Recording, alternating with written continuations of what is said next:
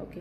नमस्कार, वेद ऋषी education channel मध्ये आपल्या सर्वांचं स्वागत आहे. आज मी घेऊन आलेले आहे मॅथ मधली सबट्रॅक्शन प्रोसेस. मॅथ मध्ये सर्वात हार्ड कन्सेप्ट वाटणारी विद्यार्थ्यांना ती आहे डिव्हिजन आणि सबट्रॅक्शन. डिव्हिजन हार्ड वाटते कारण ती टेबल येतात. तर आपण पाठीमागच्या व्हिडिओमध्ये सांगितलेलं आहे की विदाउट टेबल डिव्हिजन कसे करायचे, आणि आजच्या व्हिडिओमध्ये आपण पाहणार आहोत सबट्रॅक्शन, तेही विदाउट बोरोइंग कसे करायचे. चला तर आपण पाहूयात.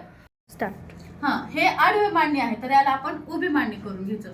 9 0 7 2. तसंच पुढची संख्या 7 3 4 0.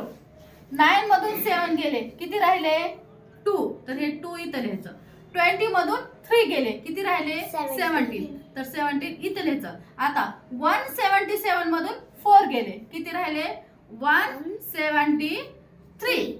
1732 मधून 0 गेले, किती राहिले 1732. ऍज इट इज, कारण 0 मधून जी संख्या मायनस केली तर तीच संख्या येते. तर आपलं अशा प्रकारे उत्तर मिळालेलं आहे विदाउट बोरोइंग. समजलं सर्वांना?